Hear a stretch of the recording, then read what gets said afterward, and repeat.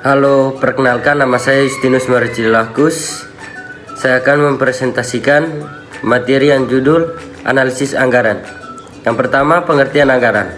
Anggaran adalah perencanaan keuangan untuk masa depan yang pada umumnya mencakup jangka waktu 1 tahun dan dinyatakan dalam satuan moneter. Anggaran ini merupakan perencanaan jangka pendek organisasi yang menerjemahkan berbagai program ke dalam rencana keuangan tahunan yang lebih konkret. Yang kedua, perencanaan anggaran, formulasi kebijakan anggaran, dan perencanaan operasional anggaran. Materi yang berikut, pelaksanaan anggaran. Kepala daerah menetapkan rencana anggaran berbasis kerja atau RASK menjadi dokumen anggaran satuan kerja berdasarkan Perda atau RBSK. Menjadi anggaran satuan kerja membuat pendapatan dan belanja setiap perangkat daerah yang digunakan sebagai dasar pelaksanaan APBD oleh pengguna anggaran. Kepala daerah juga menetapkan penjabaran APBD. Penjabaran APBD ini disusun menurut kelompok, jenis, objek, rincian, objek pendapatan, belanja, dan pembiayaan. Selanjutnya, penjabaran APBD ini dapat digunakan sebagai dasar untuk menyusun anggaran kas. Materi yang berikut, pengukuran kinerja berbasis analisis anggaran. Analisis selisih anggaran adalah teknik pengukuran kinerja tradisional yang membandingkan antara anggaran dengan realisasi tanpa melihat keberhasilan program. Pengukuran kinerja ditekankan pada input, yaitu terjadinya overspending atau underspending. Suatu instansi dinyatakan berhasil jika dapat menyerap 100% anggaran pemerintah walaupun hasil maupun dampak yang dicapai dari pelaksanaan program tersebut masih berada jauh di bawah standar. Pengukuran kinerja berbasis anggaran dilakukan dengan menilai selisih atau varian antara anggaran dengan realisasinya. Teknik tersebut lebih dikenal dengan istilah analisis selisih anggaran atau analysis of budget variance. Analisis selisih anggaran adalah teknik pengukuran kinerja organisasi yang dilakukan dengan cara membandingkan antara anggaran dan realisasinya sehingga dapat diketahui apakah terjadi selisih underspending atau overspending.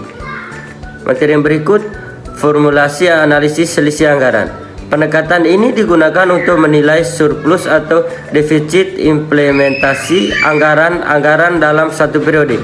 Yang pertama, surplus defisit sama dengan realisasi anggaran.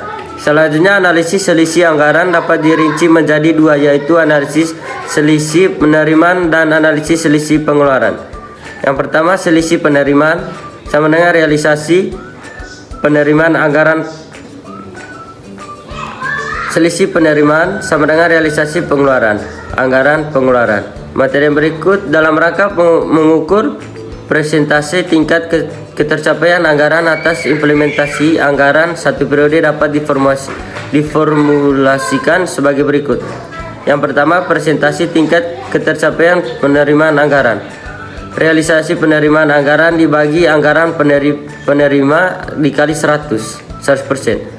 Yang kedua, presentasi tingkat ketercapaian pengeluaran anggaran. Realisasi pengeluaran anggaran dibagi anggaran pengeluaran dikali 100%.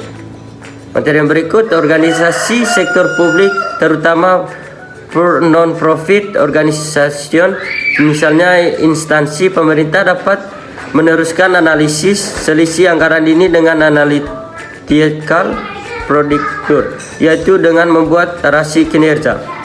Rasio kinerja dibagi menjadi 7, yaitu yang pertama rasio kemandirian daerah, yang kedua rasio pajak daerah terhadap pendapatan asli daerah atau PAD, yang ketiga rasio retribusi daerah terhadap pendapatan asli daerah atau PAD, yang keempat rasio bagian laba BUMN terhadap pendapatan asli daerah atau PAD, yang kelima rasio lain-lain PAD yang sah terhadap PAD, yang keenam rasio belanja aparatur terhadap total belanja, yang ketujuh rasio belanja pelayanan publik terhadap total belanja. Materi yang berikut, tahap analisis anggaran. Yang pertama, siapkan data-data anggaran dan laporan realisasi anggaran. Yang kedua, bandingkan data-data realisasi anggaran dengan anggarannya untuk setiap item yang sama. Yang kedua, hitung selisih anggaran. Yang ketiga, hitung presentasi tingkat ketercapaian anggaran. Yang terakhir, lakukan analisis prosedur dengan pembuatan rasio-rasio kinerja. Sekian presentasi dari saya. Terima kasih.